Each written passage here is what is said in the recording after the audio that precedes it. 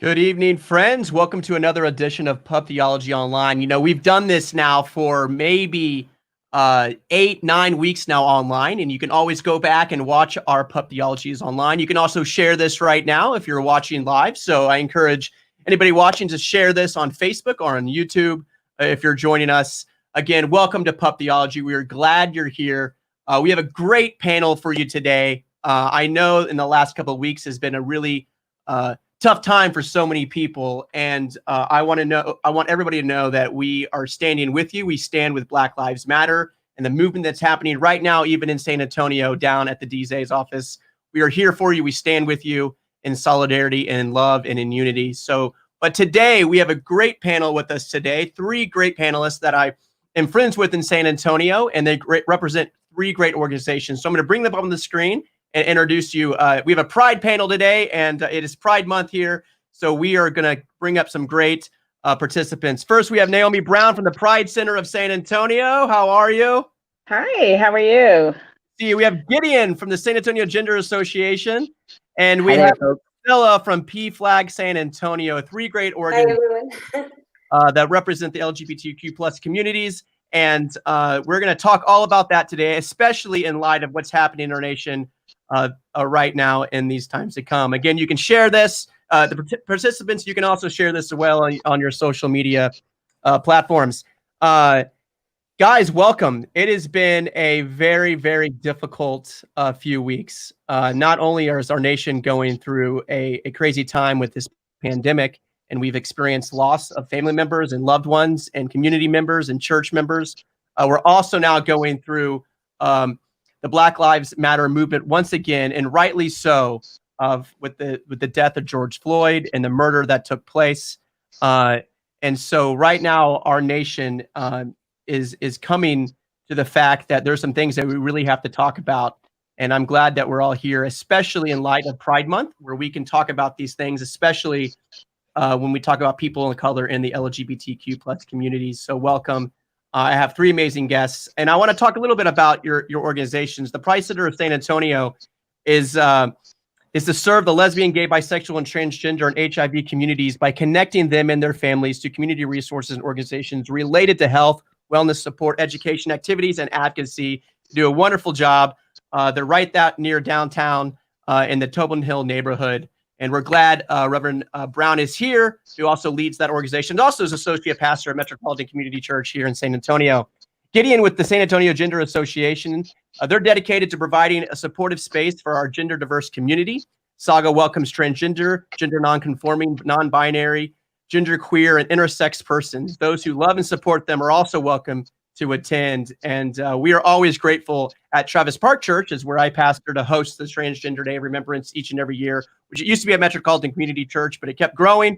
And we're just awesome that we're able to be a part of that every year with SAGA and remember the sacred lives that we unfortunately lose each year.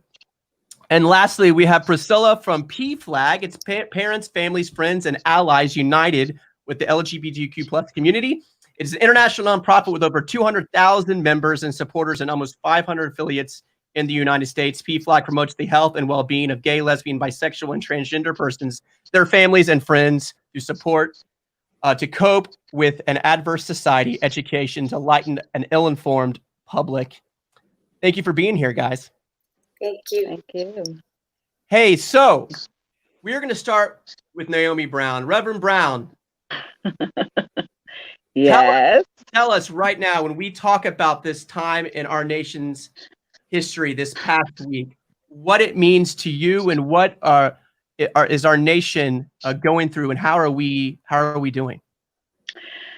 So I spent 4 hours yesterday. I gave 4 hours to the funeral yesterday.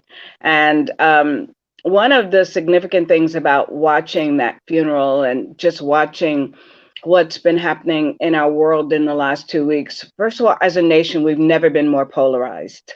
Our nation is more separated. We are in more trauma than we've ever been in, I think, in my memory.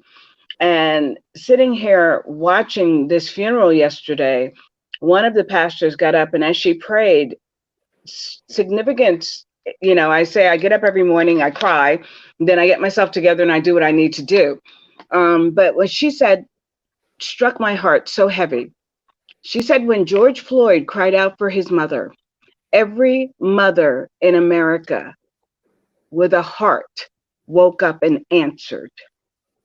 And that hit me so hard because I have a George Floyd in my life. I have a gentle giant who has had problems with being 6'6" and being this African-American kid in America. And when she said that, my heart broke into 8 million pieces because that's what I felt. That's what I felt that morning when I saw that video. That's what I felt every day since then. When he cried out for his mother, every mother in America worth her salt heard his cry and took arms. And if those arms were on her knees or if those arms were marching, every mother in America took arms that morning. And that had such a significant, it put it in perspective for me. I couldn't understand what I was feeling. I knew I was angry. I knew I was hurt. I knew I was traumatized. But that was my child. Yeah, it's something that watching that video triggered in something me. We've unfortunately experienced over 5,000 of these in the last 10 years. Something the number is just staggering. And, when we think about Botham Jean, we think about Sandra Bland, George Floyd, Eric Garner. It's Breonna just Taylor. Breonna Taylor, and all these that are happening right now. This moment in history, now there's been days and days and days and days of protests from maybe a week and a half ago. What is different? Why is our nation right now stepping up and saying, okay, we're going to take this seriously. This is not going to be a one and done thing. We are going to go and protest and not let up and really call for a different type of change. Naomi, what do you think that triggered that differently? I think we have reached a point of outcry where we cannot take it anymore. I listened to Representative Lewis speak the other day, and his speech from 1962 is identical for his speech for 2020. We should be ashamed of ourselves. These last 3 years, we have gone totally backwards, and LGBT rights are being taken away by droves. I am saddened and fearful for my trans siblings, and I am saddened and fearful for every African-American child that wakes up every morning.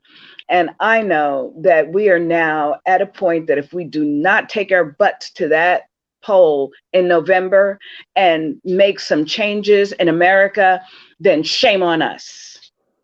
We have had it. We're tired as hell, and we're not going to take it anymore.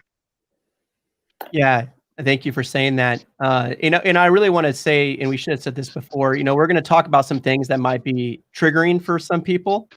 They might be traumatic to hear when we talk about the loss of life, not only in the Black community, but in the LGBTQ plus community. And so I want you to know that if you need to be reached out to, message us privately, contact the Pride Center of San Antonio, PFLAG, SAGA, message us, and we really want to be there for you in this time of pain and suffering. And really when everything is just real raw right now, where words is even hard to come by when we are dealing with so much trauma. So I do want people to take that seriously. And I also want to remind people that you can post comments on our Facebook. If you're watching on Facebook and you post on the Facebook comments, we can see those comments. So you can ask questions to any of our panelists during this time together, and we will read those. And if we feel like that is appropriate, we'll pull that up and ask those. And we really want to participate as much as we can. We miss being at Pub Theology, where we could be together, right? And drink a beer and drink a Coke, or, have a salad or hamburger and like be together. And now we can't. And that's what's even crazy during this time, is so much separation. Right. I want people to remember to ask questions to these great panelists. One last question for the Reverend, and then I guarantee you we'll get to everybody else. Right now, as a pastor, right, when you put your pastor hat on, what the church is responding differently, I feel, in some places, but where can the church do a much better job in responding to Black lives and Black Lives Matter and this movement that's around us right now? What can the church do even better to support what's going on? Well, Jesus was a social justice minister, and if anybody doubts that, then you are reading the wrong Bible. Okay? You are reading the wrong Bible. So, I mean, Jesus was a social justice minister, and we need to get on board with that. Social justice is part of the Christian creed. And knowing that and acknowledging, when we look at it, where we came from, we started off this year with the inequality and looking at COVID and what it did in the Black and brown community. So we were already hurting. It already glared a very unhealthy light on what was happening. And so here we go. We're already beaten. We're already down. And what are you going to do? You're going to kill us on camera. So knowing that when it comes to the Black church, when it comes to the church, period, if you are a Christian, you cannot stand by and allow any type of injustice to stand and say that that is a Christian value. I mean, look at who Jesus hung out with. These are folks that would not have been welcome on the front row of the church. He hung out with folks that were revolutionaries. He was the first revolutionary.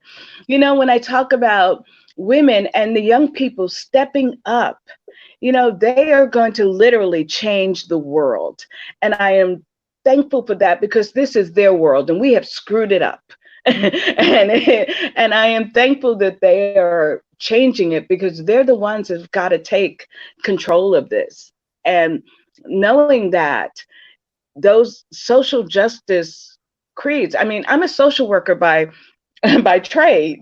So, I mean, it's in my core values to practice social justice. Yeah. I am a Christian. I walk by social justice.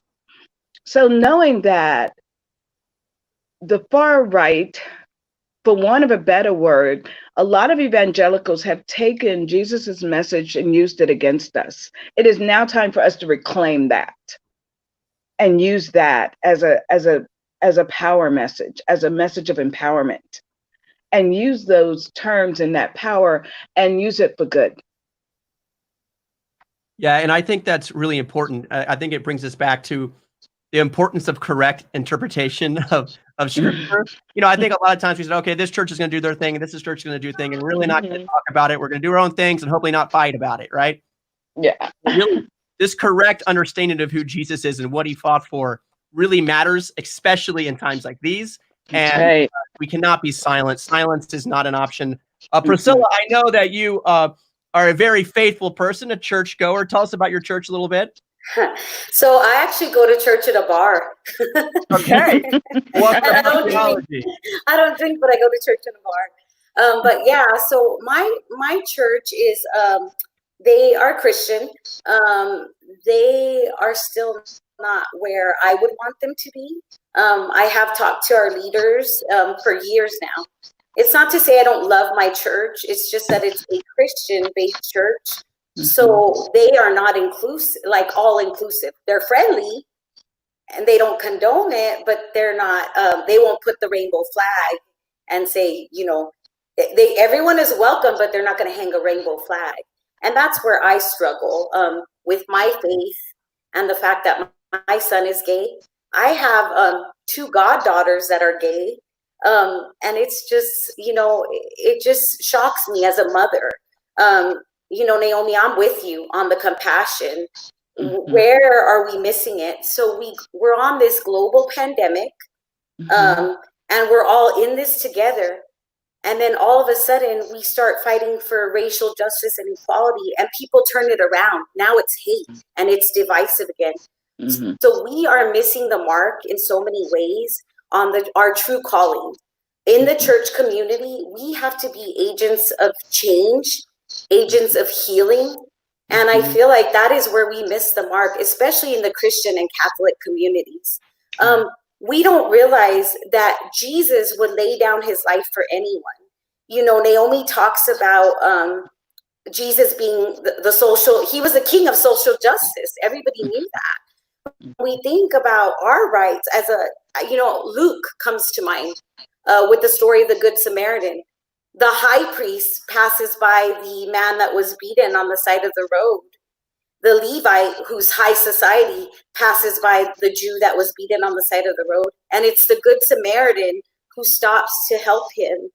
And he stopped to help him because he was a compassionate and loving person who had God in his heart.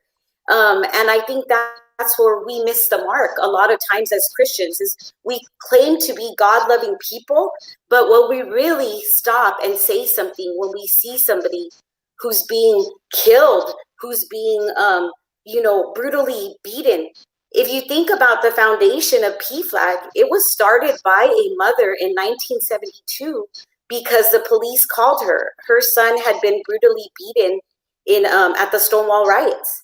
Mm-hmm. And if you think about that foundation, you think of the fact that a Black transgender woman, Marsha P. Johnson, Sylvia Ramirez, her best friend of color, started the Stonewall riots. So we have to think that history is repeating ourselves. And if we don't think that God's hand is in this, and we don't have the fear of God, but remember, the fear of God being for healing, not punishment, but to heal us all, is we need to get on the right side of history, but we also need to get on the right side of God. And that's where his sheep were. And we need to be his sheep. We need to be his servants. And that's my belief. In my faith family, I actually have love my brothers and sisters in Christ. In my own faith family, I have two that are part of the community. And then I also have one that has a sister in the community, and the other that has a sister, and then another one has a son. So we have to stand up for the rights of our people of color, and our people of the I call it the rainbow, my rainbow people, because I love them, but the LGBTQ plus community, we have to stand up for them. Enough is enough. And I love that the young people are out there. So when we talk about compassion of a mother, my son is actually in New York. My poor baby, he's in New York, and he's the one that got me to connect with you, Gavin. He's the one that, courage is contagious. But he told me, he called me 2 weeks ago, and I said, where are you going? Because they're on lockdown. They're in New York. And he said, I'm on the bus and I'm going to the city. I said, for what? Thinking he was going to go shopping or photo shoot or something. And he said, I'm going to the protest. And I said, good for you. I said, I'm so proud of you. I didn't even have to say, take care of yourself, because we know that God will take care of you if you take care of other people. If you stand up for the rights of other people, God is going to take care of you if you take care of others. And, if we think of Philippians, we think of that we should humble ourselves, consider ourselves less than our brothers and our sisters and others, and stand up for them. Well, and that's really important. I see this happening all the time. It's been happening for a while, where when this All Lives Matter movement is a response to Black Lives Matter. You reminded us when you mentioned the Samaritan and the Levite and specific things. When God sees an injustice, right, it's called out specifically, right? It's not generalized to wash over all things, right? When Samaritan on the side of the road is needing help, Samaritans' lives matter, right? Right now, in this time, Black lives matter. And by not saying that, we are whitewashing over the real injustice by trying to look noble and saying like all lives matter. And this is specifically true. Obviously, it's Pride Month, when we focus usually on the LGBTQ plus community. Normally, we'd be having events all over town. We would have parades, we would have events and seminars and parties, and really focus on the sometimes the injustice that's against the LGBTQ plus community. So we really want to talk about that tonight, and especially what's happening in Pride during this time of social distancing, and what are the things that we can connect with online at the Pride Center or with PFLAG or with SAGA, which I do want to get to Gideon. Gideon, how are you? I'm doing well, thank you. Gideon, we're in earphones that are rocking right now. Yes, this is my best mic. Well, Gideon, you and I met maybe a few years ago planning for the Transgender Day of Remembrance. It's also a memorable time in the life of San Antonio when we remember the lives that are lost to violence against people in the trans community. Tell us a little bit about SAGA and how it got started, and what are y'all doing in the community during this time for Pride Month? So the San Antonio Gender Association is a support group for folks who identify as gender diverse or who may be allies to folks who are gender diverse. We meet the first and third Thursdays of the month, and we've moved to an online platform to continue that support for the community. And we talk about our feelings. We talk about what are issues affecting the trans community. Sometimes those are very trans specific, and sometimes they are issues that affect the broader community. We've specifically taken a hard stance on the Black Lives Matter movement in support of it. Not just for our Black siblings who are not trans, but also to recognize that trans women of color, and specifically Black women, trans women of color, are one of the most vulnerable demographics in the world. When we acknowledge Transgender Day of Remembrance, most of the names on that list will be Black trans women. So racial justice and trans justice go hand in hand. They cannot be separated. That's really beautiful, Gideon. And you got me to tear up. Sorry, I didn't think I was going to get emotional. Yeah, what's been hard for a lot of people, and you mentioned it earlier, Reverend, is just when the disproportionate amount of people of color that has suffered because of COVID, the disproportion of trans lives that are colored, that are see this violence, the disproportionate number of police violence to Black lives, and it's all compiled in these last 4 weeks, has really called us to be like, where are we as a nation, and what can we do as a people to stop this? So it also, when you're talking, Gideon, reminded me that last month we did lose a trans woman to a murder in San Antonio, locally. A lot of times when we do T-Door, they're all over the world, and we do remember those locally. We remembered one individual every single year, but now we have another San Antonio person that was killed this last month, and it just reminds us about the daily reality of living oftentimes in a transgender body, right? Like, and in the people that will always misunderstand and use violence as a mean to resort to such actions. And we are always standing with SAGA. We are with you during that time, and I hope that your community is doing better. And thank you for speaking out, Gideon and the San Antonio Gender Association, when that happened, along with the Pride Center San Antonio and Robert Salcido. The list can go on. When the media reported the dead name of that individual, y'all took a stand and made sure that was corrected as fast as possible, and that her real name was lifted up. And that's just the good work that y'all do to remember these names, right? Names are important. That's why we say the names of these Black lives. That's why we say the names of these trans lives, and all lives lost in that sense, right? And so thank you for what you do with SAGA and the great work you do in our community. I do want to pull up a comment from Roger here. He says, it's just a comment. We'll show it real fast. He says, how the church handles the racial and LGBT issues will determine who the church really is. Has to be human issue, not left or right or center issue. We have to love agape style. Thank you, Roger, for that comment. that is very important. Naomi Brown, right now during Pride Month, how can people connect during this month to not only celebrate and connect and be in community during this time of separation? You know, there are some events that are going on, you know, and it's important to definitely go to, I would say, go to each organization's page, but you can also go to our page, because we try and have everything that's going on in the community. We have an open calendar. We've kept our staff on throughout COVID. Our staff has been maintained and paid throughout COVID. And it's been important for us to be there for the community.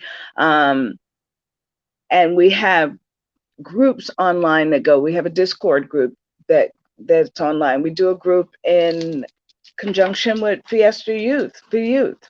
We do a group that is one of our groups that we've done, Queer Voices. On the 25th will be done. It'll be international.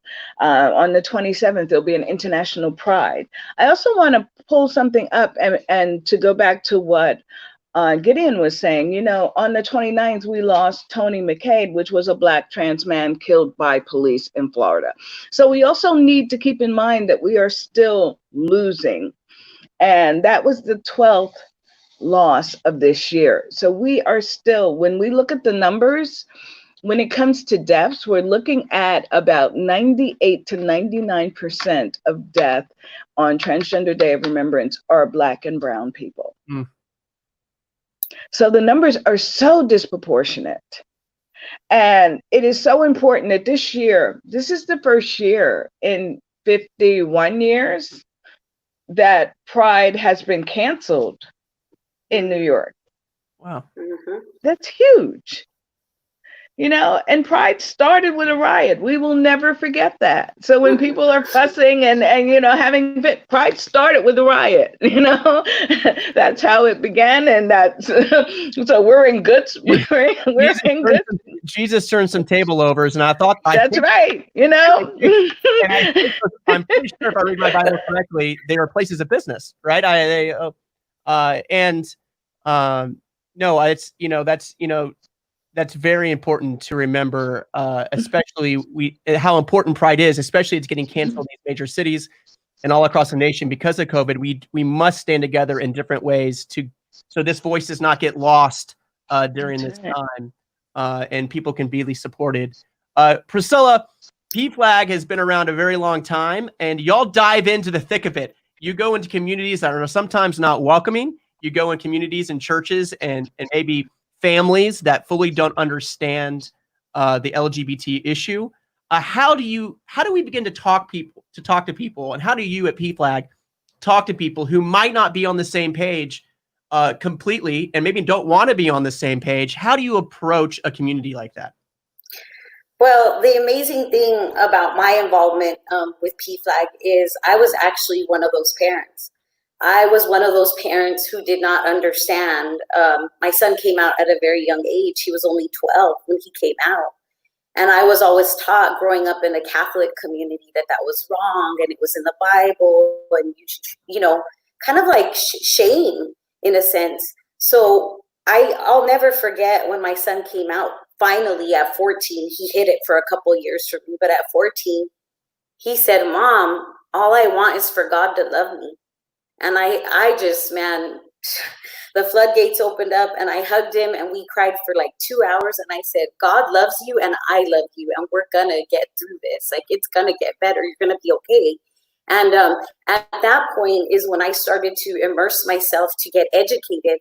And I think that is so important when we think about Black Lives Matter and we think about LGBTQ plus rights. Get yourself educated. If you're having a hardship with it, or you don't understand it, or you're on the opposition, get educated. It's so important. And that's what PFLAG does. They educate, they advocate, and they support. That's what they're founded on. So they're founded on a group of really, you know, parents, allies, the LGBTQ plus community. So we serve everyone. But you're right, we do. But PFLAG was blessed with such amazing organizations in the community. You know, Pride Center, SAGA, Fiesta Youth. we have this umbrella of resources that we combine our efforts with. And it's almost like we deploy ourselves as agents of change and healing. I was talking to Kimberly Anderson, who's the current president, and she is doing an amazing job, and she was so supportive. She said, Priscilla, get on that call, because I need you to be on that call, because we are doing so many other things that whoever can speak up for the community is a voice. We need all voices to come together, all organizations. So yes, PFLAG does, and I think the worst opposition that I ever saw in PFLAG, Pastor Gavin and Reverend Naomi can remember this. Gideon, you may have been too young, but it was during the non-discrimination ordinance of 2013. That was horrible, horrible. I have never seen people of faith be so evil and ugly to the point where they were throwing holy waters on my siblings in the community. I mean, it was just, I had to walk away. I had to go home and pray. I had to go in my car and pray. I had to leave because I just couldn't take it. So 2013 for our community is, I can't compare it to Black Lives Matter. We can't, we can't, but we can compare it to social injustice, hate, inequality, to the core. But what it did was that community came together, and the city council helped us. We formed a council, just like Mayor Narenberger is doing now with Black Lives Matter. And that changed it for us, because the non-discrimination ordinance of 2013 was passed, and it gave the LGBTQ plus community more rights. And that's what we needed at the time. But boy, did we have opposition. I know Reverend Brown can speak to the opposition we had, and it was just horrific. Like, it was besides me. I couldn't believe that people like that would call themselves people of faith, or people that were believers or knew God, because they were not acting godly at all. No, that was a tough time. And to see so many pastors go in and make this a social cause, where they're kind of blurring the church and state. And Reverend Brown, talk a little bit more about your experience there and what that experience, how that experience impacted you, especially as a pastor. You're on mute. You're on mute, Ms. Reverend Brown. That's right. I am on mute. I think some of what I remember so clearly, and our brain has a way of protecting us from trauma. And I know this because there are times that I just kind of pass out, and I wake up in the morning to 12 text messages about something that's gone on, and it's my body protecting my brain from trauma. But I remember Lauren Ferris and Lauren having to go to the restroom and literally holding it for 16 to 17 hours a day, because she was so fearful of having to walk in and out of that room with those people who said they were people of God. And this is where I get so confused, because you walk into a room where all you feel is hate, where people are angry and spitting and literally spewing venom at you. And they're doing it in the name of God. And I had such a hard time understanding this, because I was raised in Pentecostal church. And the hardest thing I did was come to terms with who I was and my relationship with God. But one thing I never doubted in all of it was that God loved me. I never had any doubt about that. So I had to come to terms with my sexual orientation and my place in the church, but I never doubted God's love for me. And to see people who thought that we were an abomination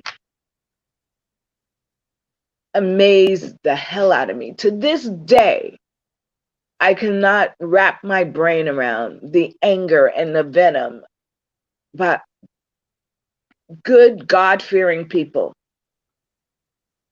threw at the citizens that they lived with just because they asked, not for special rights. It's never special rights. I just want to be treated the same way you are. And that's what kills me so much about Black Lives Matters. When we talk about civil rights, we ain't even talking about equal rights. I'm talking about my child just being able to walk out and not be killed. So just equal rights. And to have people feel that you did not deserve to be treated with dignity and respect. To this day, my brain cannot wrap around that because they did it in the name of God. Yeah, I was at a rally, a unity rally that was happening. Just, we're at Travis Park Church. We're right next to Travis Park, which is a blessing because a lot of things happen at Travis Park. And so there are rallies there that are always happening, not only in this Black Lives movement, but oftentimes when it was the Confederate statue, before that, there's been a lot of rallies, right?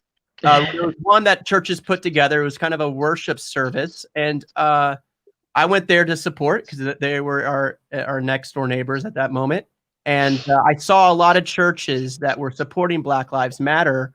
But at the same time, they were the same churches that didn't support the Non-Discrimination Act. Some of the ministers, the clergy. How do we reconcile this? I've seen this obviously happen in churches before. This is nothing unusual, but Reverend Brown, how do we get to these churches now that they're coming around? They're supporting Black Lives Matter. But yet they're still afraid to fully embrace this love and include everyone in the community. So how, especially in the Black church world, how are we engaging? Okay, I've long since given up on that. Yeah, I get what you're saying, but I think it's worth talking about, especially in this moment when I see these churches gathering together. Well, I think one of the things that we've always been able to come to the table over is the realization that almost everyone has someone in their family or knows someone or loves someone who is LGBTQ. And that's always been my way in the front door, because everybody got that uncle or that nephew or that cousin, Pookie, there's always somebody. And, other folks may be able to talk about them, but, other folks can't talk about them. You can talk about them. Don't let nobody else try and talk about them. And that's usually the way in the door, is the fact that, that's your child and you love that child. And, you may pray to your dying day that God will deliver that child. But when that child finds love and someone who cares for them, there is some way in that door that brings some realization. And I think there are some deep roots of homophobia in the African-American church that I don't know how we attack it. I mean, if I did, I could probably go somewhere and get a really cool honorary doctorate degree. So that's not going to happen. But I think we can move in the direction of more tolerance.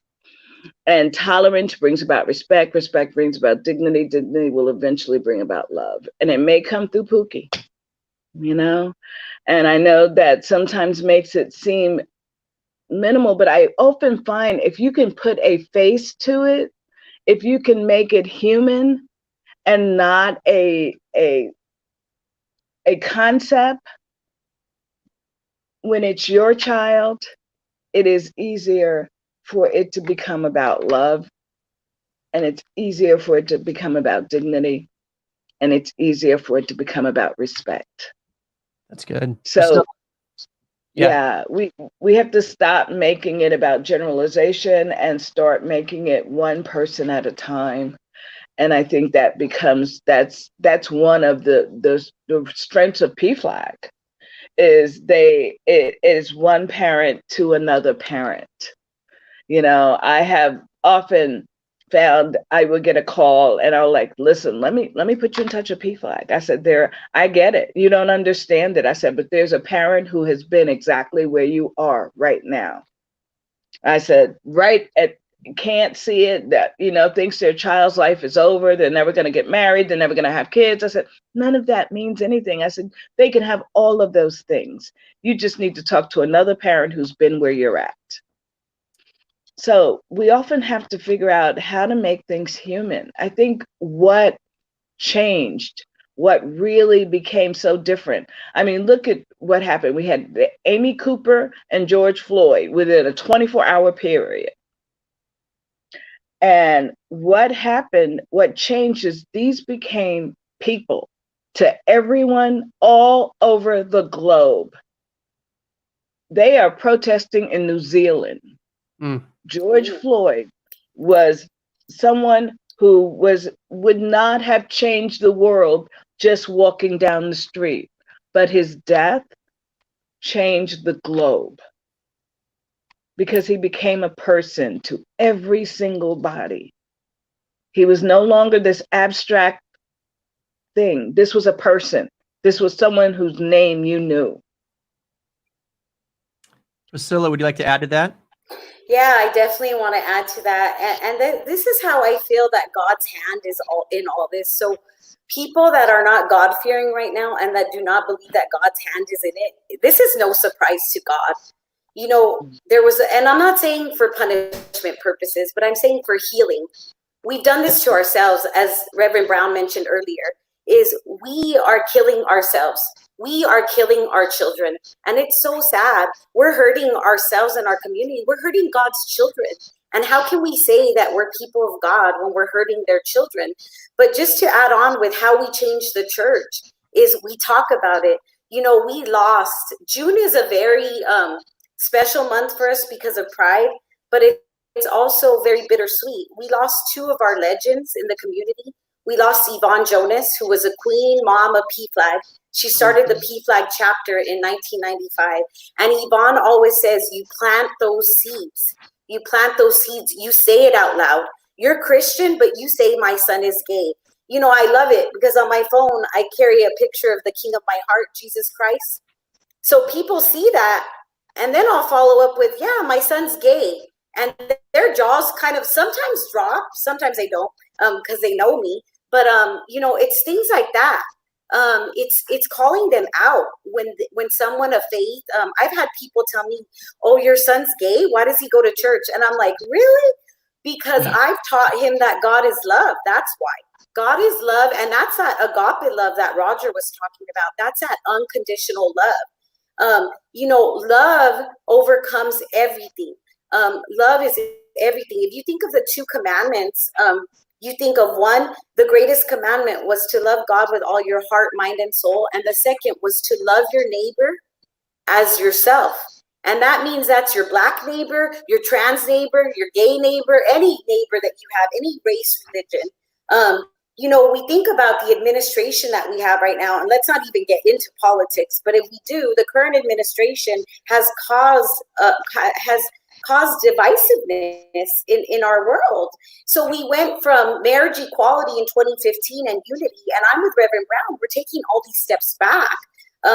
You know, Kelly Allen was also a legend and an advocate for our community. And not only did she support people of the LGBTQ plus community, but she also supported immigration rights. And that is close to my heart because of, you know, in immigration, that affects our brown community. If we think about this global pandemic, there are disproportions. And yes, when people say white privilege, yes, there is white privilege. Yes, there is. There's white privilege. Guess what? There were also privileges with COVID, because right now, if you look at the deaths, who's dying? It's the people of color that are dying more. And we ask ourselves why. And the reason is because there's disproportions with income. If you look at the food scarcity in our community, you know, our faith community did come together. I will say this during COVID, when they opened up, I love that. That was one of the best things that Eric Cooper at the San Antonio Food Bank could have done. But when he opened up that day of faith, where everybody could give, of all faith-based communities, and we could give. Well, we need to do something like that for Black Lives Matter to show that we are still all in this together. Why now is it we went from we're in this together to we went from we to now me because we can't see right on the issues. No, it's not about that. It's never going to get better if we keep seeing me, and not we. We need to stay together and we need to support one another. And when we think about, transgender community, they are at higher risk for suicide. And that just breaks my heart. And as people of faith, we need to ask ourselves and pray to God, break our hearts for what breaks yours, Lord. Because right now what we're doing is we are breaking his heart as his children of God. We claim to be children of God, but we're breaking his heart, and we're never going to stop this never-ending cycle. People say it's like HE double hockey sticks right now. Well, guess what? It is, because you're doing that to yourselves. You're making it HE double hockey sticks. You're not breaking the cycle by loving people, and love will trump hate. And yes, we're in dark times right now. I'm not going to lie. But the light is what we need. God does this to us because it's a test of our faith. Light comes out of the darkness. And that's why I do little things like my pride tree in the back. It sparks joy. And I tell my son that all the time. I'm like, do things that make you happy, spark joy for yourself. Same thing for our trans community, our Black trans lives. Those people are depressed. Last month was Mental Health Awareness Month. People in the LGBTQ plus community die of suicide at a higher rate. It's the second leading cause of death for our youth, and it's probably because they can't come out. They're scared. They're scared to come out. They're fearful. So it's very sad. We just don't have compassion and we don't have empathy, and that's what this world is missing. I thank you for that. These wise words. This is a great panel and a great discussion. I do still want to remind people, if you have a question for our panelists, you can ask them on our Facebook page, or if you have a comment, you can do that. We're in a lot of comments right now. And Rachel Jennings, a great member of our congregation at Travis Park, she's reminding us that there is a sign-on letter, and I'm going to put the link right now, right here. And she says this: attaches a sign-on letter asking the LGBTQ organizations to commit to supporting defunding police and investing in communities following the historic pledge to defund and dismantle the police by the Minneapolis City Council. We felt it was important to leverage our voices and platform as LGBTQ organizations to support this tremendous work being led by Black leaders nationally. The deadline to sign up for that is Thursday, June 11th at 9 a.m. So thank you, Rachel, for that call to action to really reinvest money where we can actually get more people within a law enforcement to care about healthcare and get more people out on the streets. Like, we have 2 healthcare people who work for the police department, 2, right, that go around and do healthcare. We have 2 that work with homeless. If we can, if we can take that to 10 to 15 to 20, think about the lives that would be changed when it comes to that type of I don't want to even say law enforcement, law engagement. I don't know, but engaging the community differently. And I think that's what this whole defund the police department message is really trying to get at, is to realign this money to invest in mental health, into housing, into education. Somebody mentioned that on our feed. And those things are important. So don't get lost in the word defund police. That's right. Where you just turn off the screen. It's a misnomer. Yeah. I'm going to give that word a chance, that phrase a chance for a while, but I think it really means something more important, right? And it means to really reevaluate where we invest. Look at the percentage of money we spend on law enforcement in many of these municipalities. It's over 60%, 65%. And then everything else kind of falls in the next 40. And some of those things that fall on the 40 are very important if we raise that up. So really, it's just not defunding the police department. It's just reorganization, city money, right? Because it's all city money. So really, it's reorganizing how the city spends its money, really, than just the police department itself. So thank you, Rachel, for that. And sign on to that. There it is right there. It's also on our comments if you want to click on that link. You can't do it on our screen, but you can do it in our comments section below. Gideon, you're the young one out of all of us here, right? How old are you, Gideon, if you don't mind asking? Well, I'm I'm also the youth facilitator for Fiesta Youth these days. And when we go around and share our ages, I tell the kids I am 266 years old because that's about how old I feel these days. So I'm sticking to it. All right. Right. All right. I'm with you, Gideon. All right, there you go.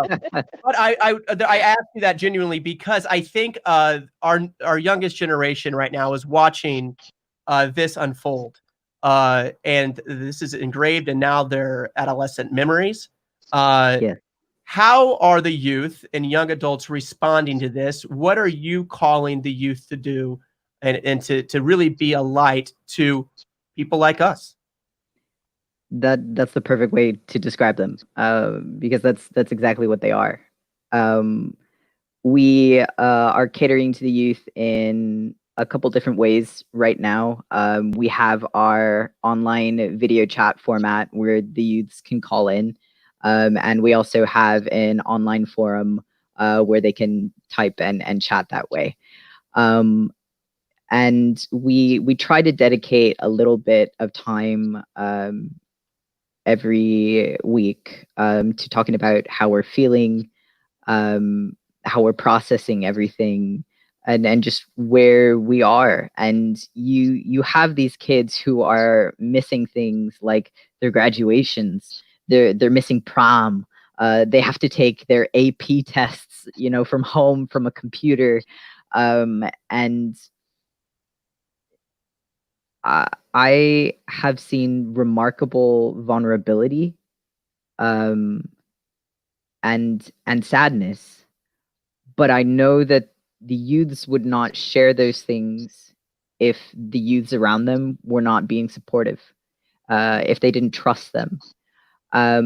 So while they're processing these very difficult emotions, they're also standing strong for one another and with one another.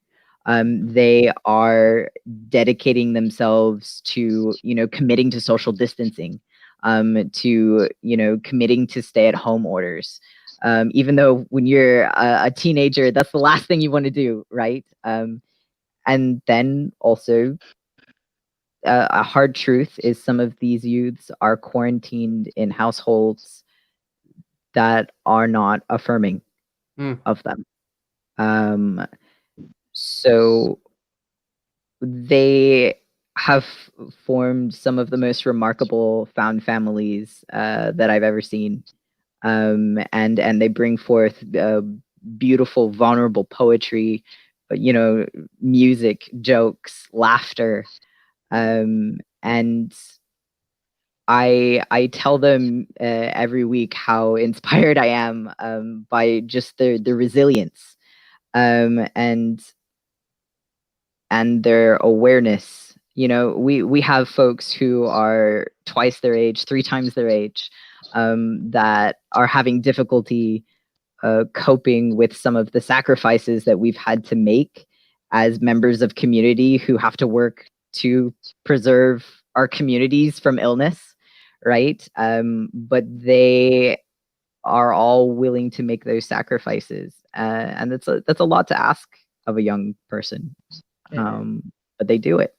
Yeah, no, and Gideon, tell us the power of that. Like, and this is true not only at the Pride Center, like Queer Voices. I saw this at a Thrive Center event where the students living in the Thrive Center did a very poetic reading during Dream Week. How powerful all these opportunities to share these queer voices, whether through its poem or singing or word. So Gideon, what does that mean to you? What does it mean to the people that you work with when we have these opportunities like this, whether they're online now or in person? So we try to do an open mic night every month, and the kids will bring everything from, their ukuleles to something they've drawn during the week. One of our youths made this remarkable clay sculpture of a dragon head, and I'm moved to tears pretty much every month,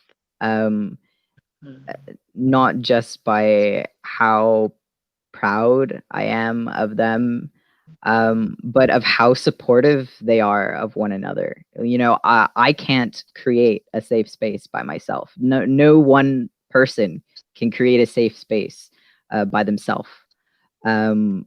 But they have all unanimously agreed to be unconditionally supportive, show that agape love, right, for one another. And I think it's something that we as LGBT people learn hard lessons about.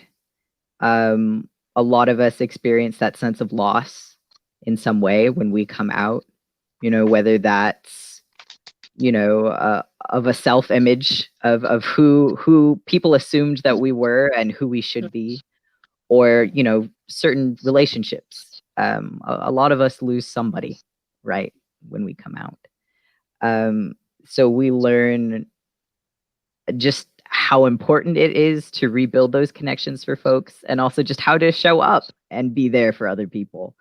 And they're so young, and they already have recognized this and also see the power of supporting one another. And you have youths who at the beginning may not have turned their mic on at all, who are now, sharing 2-minute songs, on their ukuleles.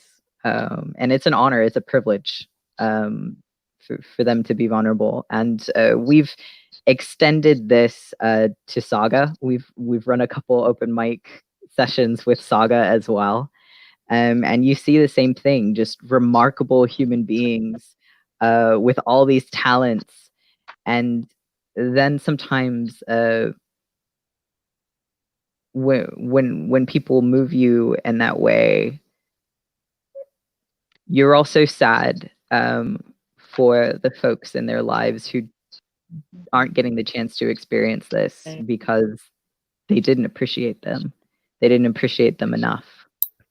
And now they're missing out on this remarkable person because of that mistake. Wow. Wow. Thank you, Gideon. I think that's how you know who your true friends are, Gideon. And I would just say to you and the youth, I think that this generation is amazing, because Yes. I did joke with my son, though. I said, are you the reason why God grounded us all? This was during the quarantine. I said, were you behaving badly? I said, remember when you were young and I had to ground you and stay home with you? This is what it feels like. But, it's taking those children that have family members or parents that reject them or use the Bible or church against them. Gideon, put my name and number out there. They can all come to my apartment. Sofa City, they can stay on the sofa. But, we talk about our youth, and I do want to brag on my son a little bit, because he's in an epicenter. He's in New York City, and he's a boy from Texas, went to Warren High School here in San Antonio. He left when he was only 18 years old. He went to college in LA. And then from there, he ended up in New York, and he lives with his boyfriend. And him and his boyfriend are amazing because, they've lost their jobs during COVID. They're unemployed. But I said, you know what? You are serving the Lord. When you go out there and protest, you are serving God. So you keep doing the protest. But I was moved to tears, Gideon. You talk about this compassion and how they move people to tears, or you've been moved to tears. I was moved to tears because my son went to his first protest 2 weeks ago on a Saturday. And that next Sunday, he called me and he was crying.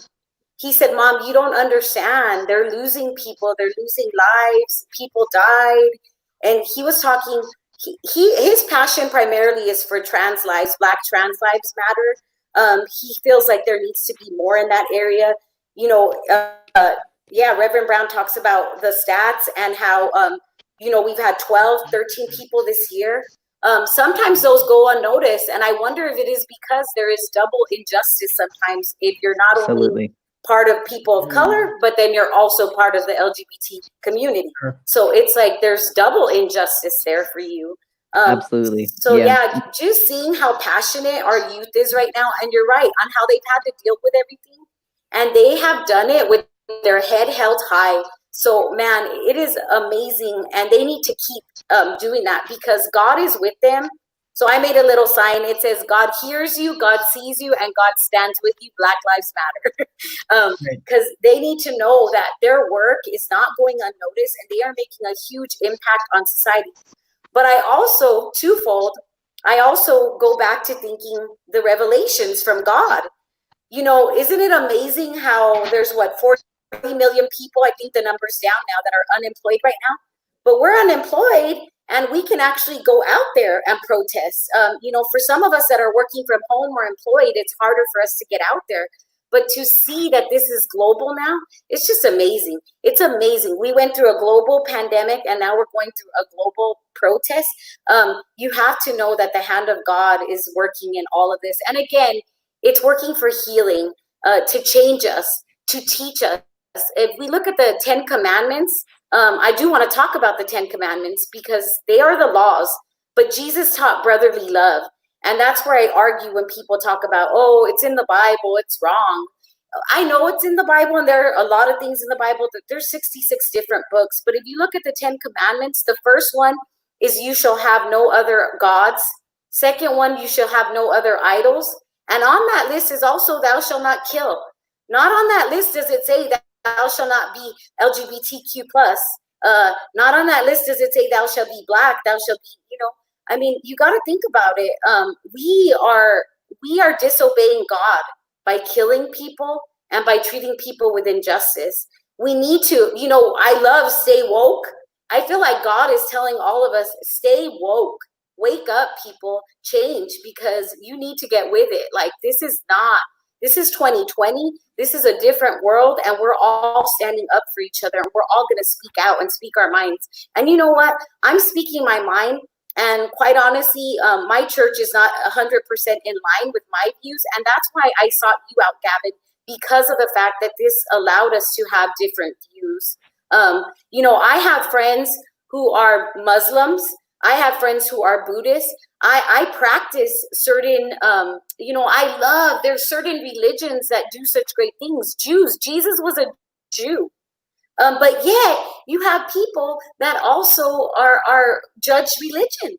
You know, they judge religion. And if you think about the protected classes, I'm a human resources manager, and I've been in HR for the past 15, 16 years.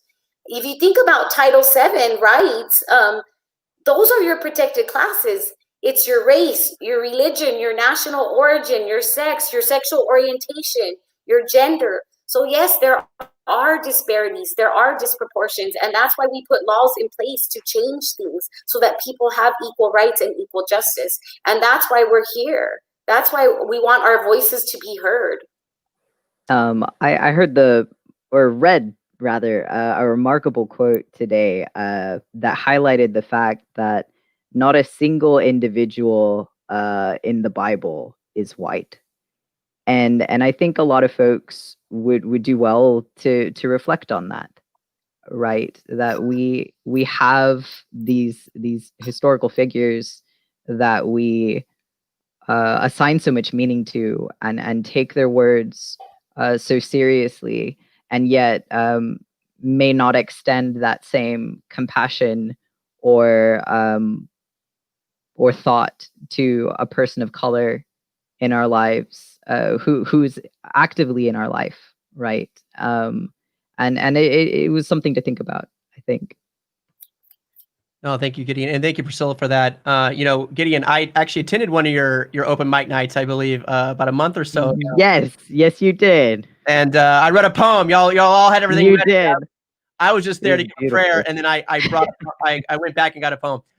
So that was really meaningful to me, just to see everybody's voices and see everybody's talents and creativity. So thank you for sharing on that. Again, if you want, people are commenting like crazy here on our post. Thank you, Sharon. Thank you, Nancy, and everybody I see there. Sandra, ask a question. Let's get a question out for our panelists. So one of y'all think of a question to ask, and we'll pull that on the screen, whether that's Roger or everybody who's watching right now. Remember, you can share this to your many social networks. You can share it to your groups or your pages or your personal page and get this message and voice out there on social media. It's always good. Again, you're listening to three amazing panelists: Naomi Brown from the Pride Center San Antonio, Priscilla Fernandez from PFLAG San Antonio, and Gideon Del Rio from San Antonio Gender Association, known as SAGA. So they've been great. Will be with us. They're about here, going to be with us for about 30 more minutes. And so you can ask a question. So Reverend Brown, there's been a lot of calls to action this past week. We've talked a little bit about rearranging money for the police department. What are some other action items you would like to see done in response to George Floyd, in response to the loss of LGBT lives, against violence? What are some other things that we are not talking about that we can do and activate, whether that's in our policies, statewide, citywide, whatnot? What are some other things that we are forgetting? Well, I think it's, and Priscilla brought it up, you know, we live in the United States of America, and we have active concentration camps. You know, it is so hard for me to travel outside of Texas is hard, because I have to explain to my family how I live in Texas. And sometimes our politics are a little left of center. And people vote.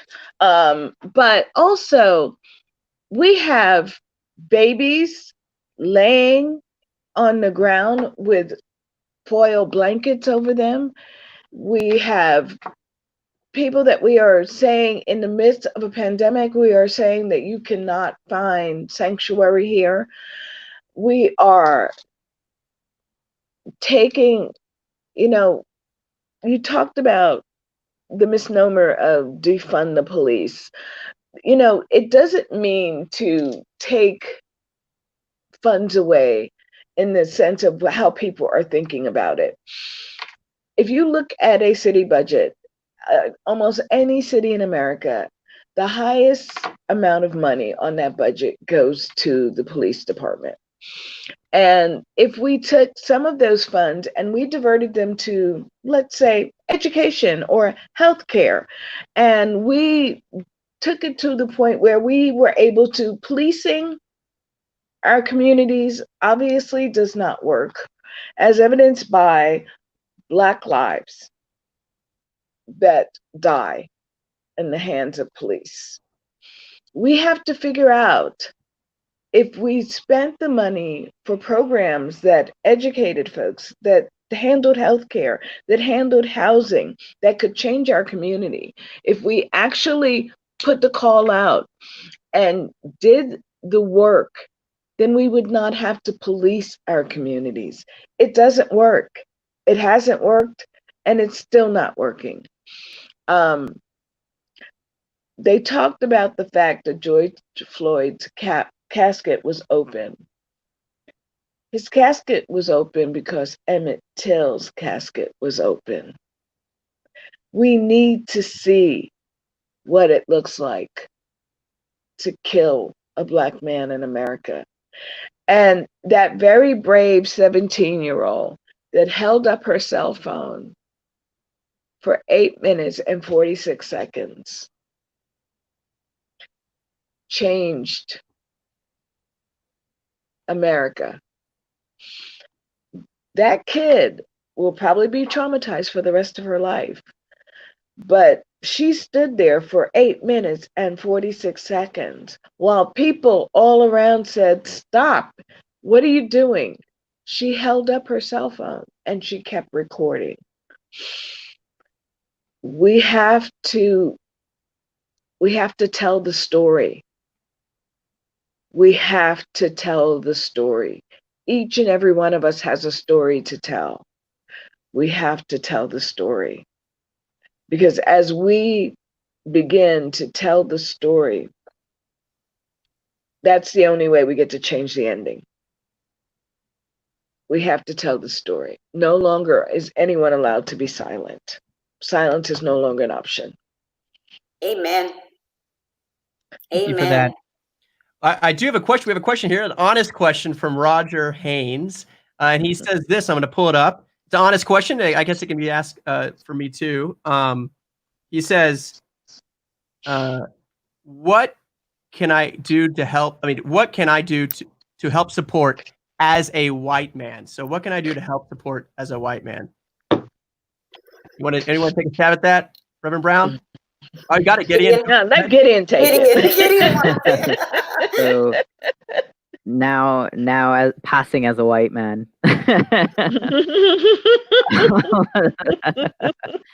So to give my experience some context, I was female assigned at birth, meaning that until I elected to medically transition, for most of my life, I've been perceived as female. And then a couple of years ago, I was able to actually, by coming to SAGA, have the courage to perform that radical act of self-love and begin steps to medically transition. And as I did, as you know, my voice became deeper and my jaw a little more square, all of a sudden the things I said were more interesting. People have interrupted me less.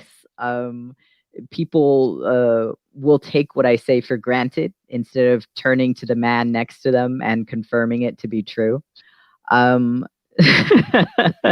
So I've witnessed firsthand the transformation of my privilege, right? The evolution of my privilege, and I've moved from a space where it was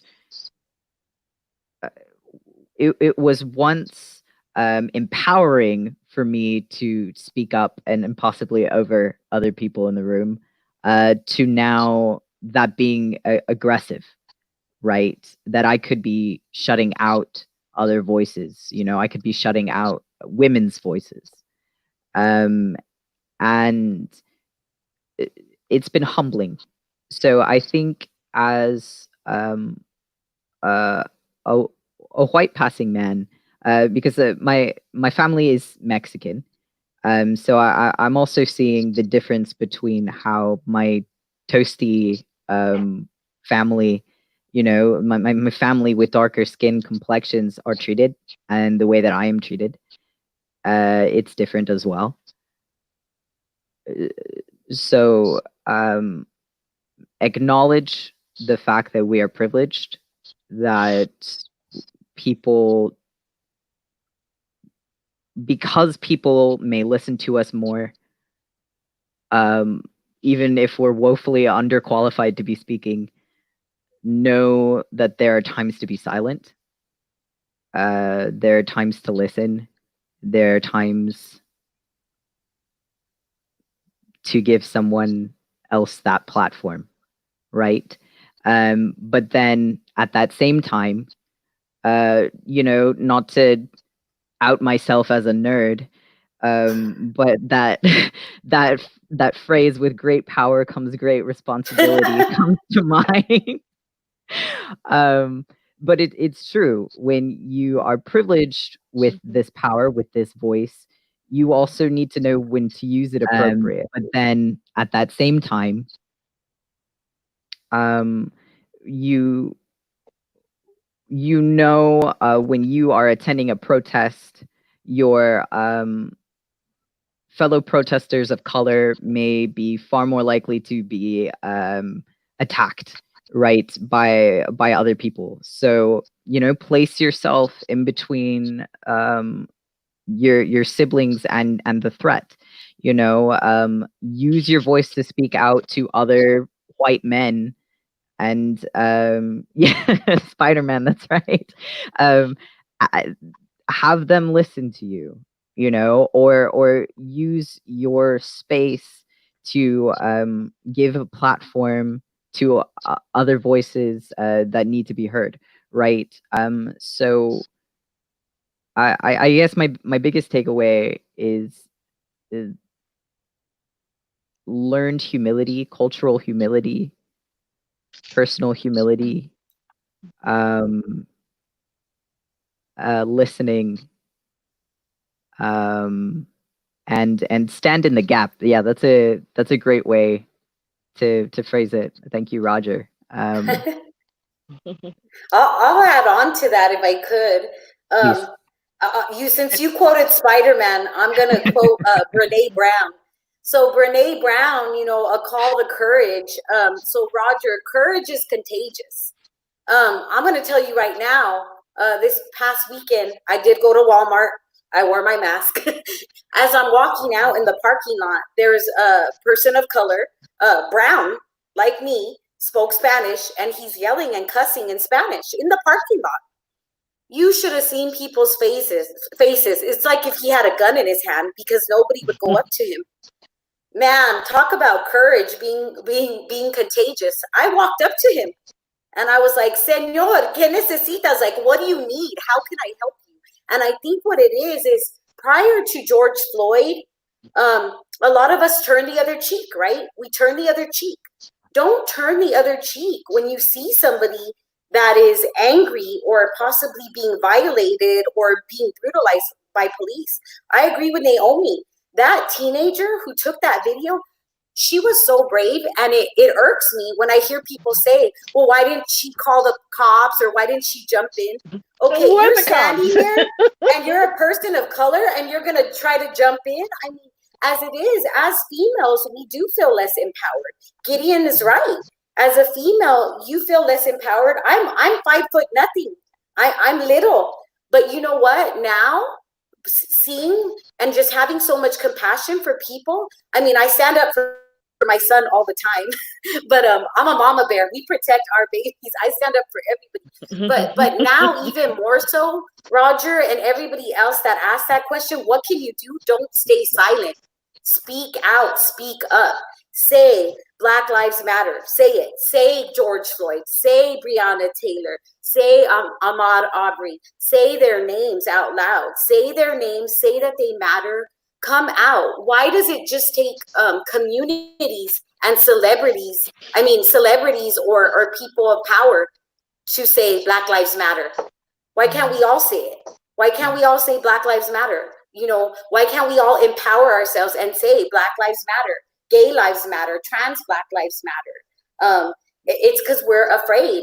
There's a lot of people out there and parents that are afraid to say, I have a gay child.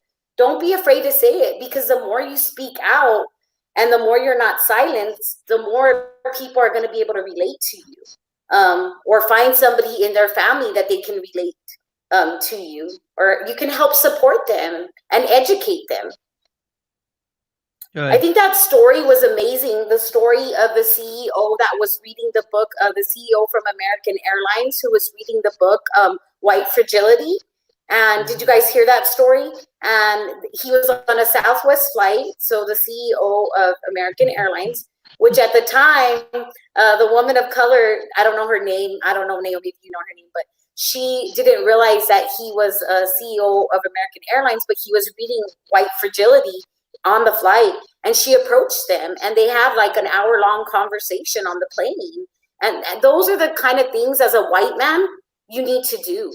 The way the NFL commissioner just said Black Lives Matter, and he came out. As a white man, use your platform. Use your platform. Some of us have more platforms than others. I saw the military flag, Roger, in your background. So I don't know if you're military, but speak out, because being in the military, it's kind of hard to speak out, but speak out. I encourage you, speak out. Speak out, speak out loud, speak out proud. All right. Okay, so the NFL has a bit of the ways to go. Okay, I'm all happy with the apology, but he needs to give Colin his job back. Okay. There you go. And we have a few. I want to get some questions here. We have some similar ones here, and Michelle wrote, and it's kind of in the same line here. As an older white woman who believes strongly in social justice and has a history of actively supporting LGBTQ issues, but because of health problems cannot join protests, what can I best do to help my Black brothers and sisters besides using my voice and my vote? So what are the things that she can do if she can't join the protests? What can she do online? What can she do to... Michelle's my angel. That's one of our angels, our PFLAG angels. Michelle was also on the board of PFLAG. She was a vice president. Michelle is amazing. She is an angel, and she does do a lot for MS. So Michelle, my sister, my angel, one of my PFFs, if you cannot go protest, I haven't had a chance to go out there. I attempted, I made a sign, and then I didn't make it to the protest. But the thing is, they're saying right now that fear and fatigue are the number one reasons why people don't protest. Mine is also because I don't have people that will go with me to protest. So there is a little bit of fear when I don't have somebody that will go with me. But yeah, so what I would do is I would get on platforms like this, use your platform, use your social media, pray to God so that he guides you to the right people like he did with me and Pastor Gavin and Pub Theology. But honestly, pray about it, and God will guide you to where you need to go to use your voice. But Michelle, you are an amazing voice in our community. So just because you're not out there on the front line protesting, kneel in your bedroom, pray to God. You know, and I think that's another, you know, God always used parables, and Jesus always did. I just think it's amazing how Colin Kaepernick kneeled as a peaceful protest, and now we're all kneeling. We kneel to pray, and one day, guys, we all will be a city on our knees, a city for one king, and that's Jesus Christ, and we will all kneel for Jesus Christ, but we need to come together before we can do that. So yeah, kneel if you can't, protest. All right, that's good words. So you may not be able to go to the protest. However, you may be able to take a couple of cases of water, or see to it that water gets to the protesters, or some granola bars. Fatigue is an issue, and that is something I think that the community is feeling. One of the most powerful points for me is I often follow what's going on around the world, and in watching one of the shows last night, they watched how at the end of the protest, when they were trying to they transition, and the allies link arms and protect the Black Lives Matter. And you see this wall of white, and they link arms as a wall in front of the police, just so that those who are standing on the front lines feel protected. Because remember, I heard someone say the other day, oh, I'm a minority in this community. I said, you know what? But you can hide it. I said, I wake up as a minority every day. I said, and there's not a damn way I can hide it. I said it shows up every morning when I wake up. I said, so there is not that ability. My mother has 4 college degrees, was the first tenured African-American professor at college in New Rochelle. And I watched racism touch her in so many ways. And it amazed me, because here was this brilliant, educated woman who would walk out her door and have to fight for her right to exist just because of the color of her skin. No, that's my reality. And I can't turn it off. I can't hide it. I can't change it. I can't do anything about it. So that in itself, acknowledge that your Black friend is probably exhausted right now, probably traumatized right now, and you may just need to be a shield every now and then from the rest of the world, and just check in and ask how we're doing. That's really good. You know, and it reminds me, even when we were talking about the queer voices, right? Like, attend these, listen in when they're going, especially like when they're on YouTube, or they're on Zoom, or they're on these online channels. You can go in and listen. The viewers get more shared. You can share these things and be a listening voice to these queer voices, to these Black voices. We do have another question, and I really want to get to them all. Nancy says this. How can we support our Black trans people who feel isolated even from their own culture? I've been hearing so many that feel that they are not wanted or welcome among their own people, much less others. What can we do for them? Black trans lives matter too. Gideon, would you share a little bit about that? That's definitely a tough question, because and that's something that as SAGA we've been attempting more outreach on, like making a more concerted effort on reaching out to communities of color. But you'll find that these individuals who do make it to our circles often won't have ties back to their communities of color because they'll have lost those connections, right? In coming out, as we sort of touched on before. We've talked about signal boosting. We've talked about listening to stories. We've talked about sharing stories. You can also donate to causes like the NAACP, who fund legal funds, who fund bails, who fund other causes like that. You can make sure that the companies that you're purchasing from don't use prison labor, which is predominantly Black, right? You can just do a quick Google search and they'll list companies that use prison labor to make their products. You can support local Black businesses in San Antonio. A quick Google search, San Antonio Magazine, Ken's Five have posted wonderful lists of Black businesses here in San Antonio. And then you can also become a pen pal for an inmate who may be needing a family, who may be needing outreach. And we have there are several websites that you can go to where you can search by demographic, and you can find people who are Black and who are transgender, who are in prison, and needing that outreach. I believe Missy Major used to do whole pools of folks who would get together and write to Black trans inmates. And it was beautiful. It reduces recidivism rates and helps people bring their lives back. You can find also wonderful lists of other things that we as allies may be able to do for the community to be better allies.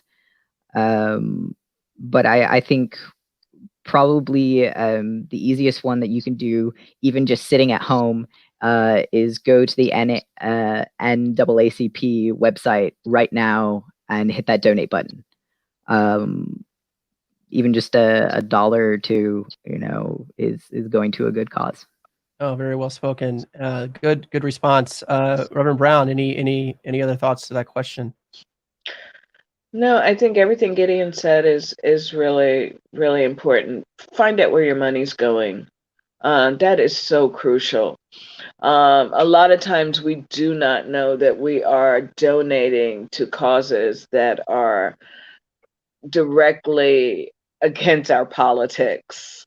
I do a quick search of where I shop, who they support politically. I want to know that I am not actively supporting the enemy and whoever that enemy may be and what that enemy looks like. And I make sure that there are lots of educate yourself. I have been so proud of folks who normally would not have understood what privilege looked like, who now know it's something as simple as, if you do not have to worry about what neighborhood you're walking in, you have privilege. If you don't know you have privilege, you probably have privilege. I mean, they're just those little things of folks just educating themselves. It's to me, those are things that change the trajectory of where we're going and how we get there. And if I haven't said it 8 million times, I will say it for another time. In November, vote. The most important thing we can do to change where we are and where we're going is to change who we're talking to when we're talking. We have got a Supreme Court. We've got people in the Senate and people in the House who don't belong there. And we have people in that house on the Hill that definitely does not belong there. And until we make some significant changes as a country, we have never been more divided and they've never been more segregated. You cannot pour gasoline on a fire and not expect it to burn. So we've got to make some changes. Get your butt up and vote. Vote. That's really what it comes down to. We have got to take back our country. Amen. Keep voting. Register to vote. If you don't register to vote, we're going to put it on our comments somewhere. Somebody put that. Rachel, I know you got this. Find out if you're not registered. That's right. Vote, you don't know. You can actually register to vote, and not twice, but you can still send it in. And if you had your address change or something, they'll get all that information right. Don't forget to register to vote. Make sure your registration is up to date. Rachel, you post that on the comment. We'll share it. Gideon did share us a link here, and I'm going to put it up right now. It's on our comments. It's a resource for medium.com. So the thing he referenced earlier, you can go check that out. People can do for racial justice. So thank you for sharing that. And you can click on that link in our comments below. Thank you for these great questions. Keep the questions coming. We're here a little bit longer. Just checking in on the current situation with our time. I want to talk about the resources and helping the community, how you can also volunteer. So Sure. One of the things that we do in our fellowship group is we pick an agency that we're going to help that month. So in March, we helped the homeless community with masks for COVID. My mom was so awesome. She said, "How can I help?" And I'm like, "You have a sewing machine." But then she went to the store and there was no material for masks. So she made masks out of T-shirts. We all collected a whole bunch of T-shirts and we started cutting the masks. So that's how we helped during COVID. In the month of May, we helped with Clarity Child Guidance Center. They support mental health awareness. It's a treatment center for ages 3 to 17. They were in need of underwear, so we donated underwear. Now for the month of June, I Googled, I did what Gideon said. I Googled resources for how we could help the Black community. And I've reached out to a couple of them, but there is a organization here in San Antonio that's called blackoutside.org. I don't know how that's working right now with the COVID restrictions until they're lifted, but you could actually go help and mentor and take those kids on trips or camping. And there's all these agencies where you can go and help. So Can I say something real fast about Black Outside? Yeah. I can even do one better. 4 weeks ago, they were our guest at Pup Theology. So go back. God Week. That's what I call God Week. So get this. You can go to our past videos on our Facebook page, our YouTube channel. Go back, search a few weeks back. You'll see Alex Bailey, who is the leader for Black Outside. My co-host there was Langston Clark. We interviewed Alex. Langston's a professor at UTSA. He's come to Pup Theology quite often, been our guest a few times. We both interviewed Alex and the amazing work Black Outside does. So there you go. You can watch us online at a That's what's been great about doing Pup Theology online is we've been able to share these videos now, which reminds us, we can't wait to be back at the Friendly Spot. We will be back in July filming. I'll be at the Friendly Spot filming by myself in the back room, slowly working our way back into some sort of community. So I'm grateful for the Friendly Spot. We'll have all this gear there. And I'm grateful for the Arsenal Church right now. And I hope I don't get in trouble for saying this. As one thing I love about the Arsenal Church here in downtown San Antonio, they're evangelical church. And they are down in the Southtown area now. They were on Arsenal at the KIPP Academy. And now they have their own location here. And Pastor Chad is really engaging. He's been marching with Black Lives Matter. He's been out there. He's been learning more and more about how his church can better serve the LGBT community. He showed me 2 books that he's reading right now, right? One is called Torn, a great book, right? By Justin Lee. And the subtitle is Rescuing the Gospel from the Gay versus Christian Debate, right? And the other book he's been reading is God and the Gay Christian by Matthew Vines, The Biblical Case in Support of Same-Sex Relationships. And these are gospel-centered people learning. They haven't really come to conclusions quite yet, right? They're still searching, like your church probably, Priscilla, but engaging people with this kind of literature, with these type of conversations, gets people moving in the right direction. And that's the heart of the gospel, right? That's the heart of probably these gospel-centered churches. They want to do good. They just haven't always had the right resources or right people leading. They've always haven't the right conversations to take place. And usually louder voices prevail within their own denominations or their larger circles, where the funding comes from usually. And, even at the Methodist Church, right? People see Travis Park as a pretty progressive congregation, but the Methodist Church in general goes through a lot of pains talking about this, along with other, even in the MCC Church. People always think, oh, the MCC Church. No, you can still see some of the debates even that progressive denomination goes through. We continue in conversation with one another, and that's what we love about Pup Theology. Naomi Brown always reminds me that this is a brave space, not always a safe space. Because sometimes we talk about challenging things. Sometimes we bring in guests that we don't know what they're going to say. And we've had some great guests over time. We've done this online thing for about 12 weeks. I don't even remember now. But for 4 years, we've been gathering at the Friendly Spot, and we've always tried to have different guests. And one of my most memorable first guests, probably my very first year when I was hosting Pup Theology, was Ashley Smith, who got a picture with. She's been on Pup Theology a few times with Mrs. Brown. She's, because of that experience, she's one of my dear friends. She just wrote me a beautiful note from Seattle. Nothing's like getting a handwritten note, right? It was so beautifully written. I'm not even like afraid to write back. I'm like, oh no, it was so nice. But those type of conversations move me into a better direction. Even when I thought I had things figured out, like continuing these conversations, continuing these dialogues, help us form language better. How we use our language appropriately, how we use our pronouns appropriately, like you're reminding us right now.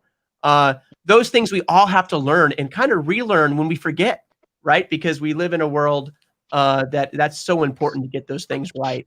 I really want everybody to go around the room. I'm gonna make sure we have no any other questions here. I think people are just saying they're really enjoying the conversation and giving positive encouragement to all of our panelists, which have spoken really important words tonight. We're going to go around the room. I'm going to start with Priscilla. Concluding remarks for us today. So I feel like this was a godsend for me. I had actually been praying on it for God to guide me and connect me with you, Gavin, since I saw you talk to the rabbi and Max Lucado and the mayor of San Antonio. That was during Easter, or right before Easter.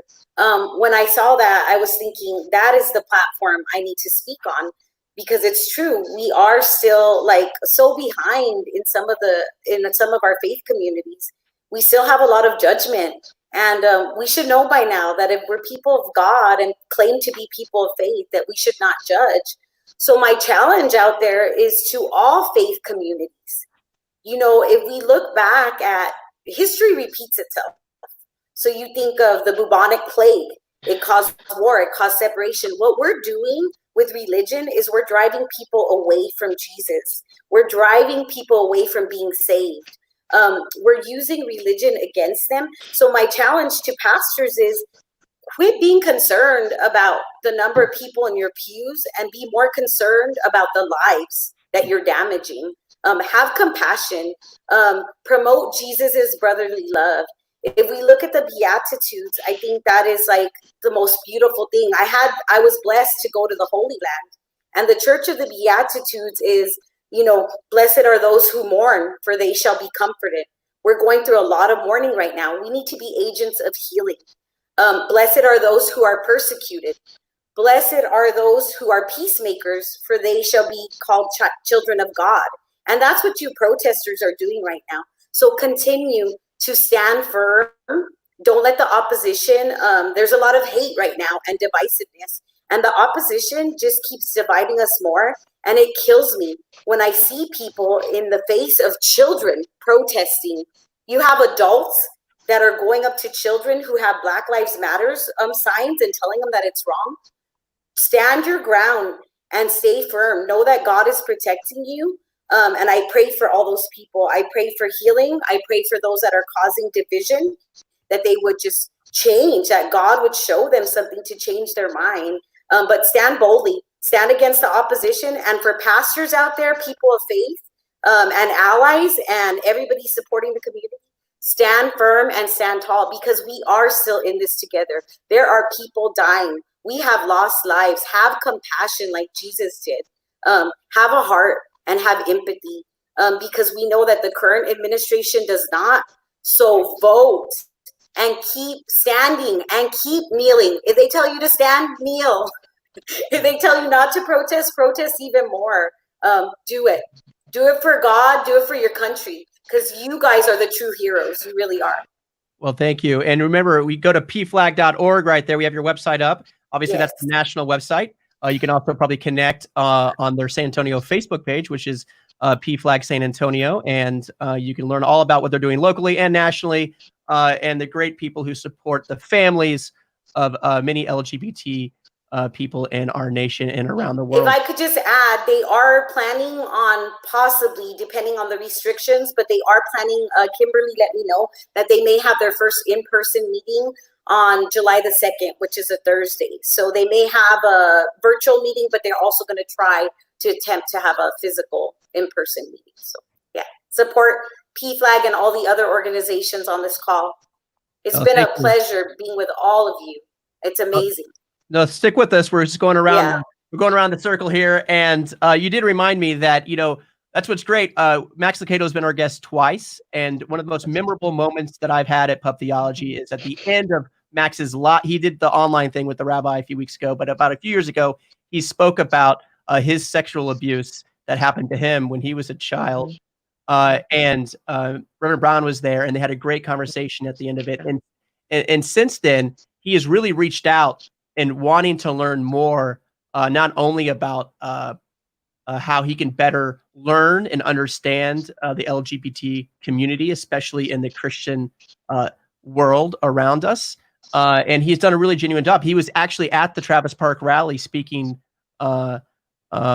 just a few nights ago. So, when you have conversation with them, you learn a lot about other people that you might have judgment or misunderstanding about.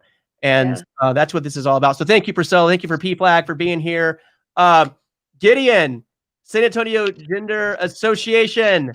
Tell us your concluding remarks and remind people how they can get involved in anything you want to say in these last few minutes. Sure. You can also find us at our website, Facebook, Instagram. We also have a community Discord chatting service for trans folk, and Facebook, Instagram. You can also contact us by email at info.sagatx@gmail.com. Thank you so much for giving us this platform. I think Pastor Rogers, you're just an exemplary example of using your platform to give platforms to other voices who need it, and we're so grateful for that. And I'm also grateful for getting to share this time with Reverend Naomi and with Priscilla. It was wonderful to hear y'all's stories as well. Just gratitude from me. Thank you, Gideon. Remember, you can go to sanantoniogender.net and learn more about that on their Facebook pages. There are great resources, especially for trans and non-binary conforming individuals that are just, the resources are just needed, especially as we talk about the violence of people of color and the trans community.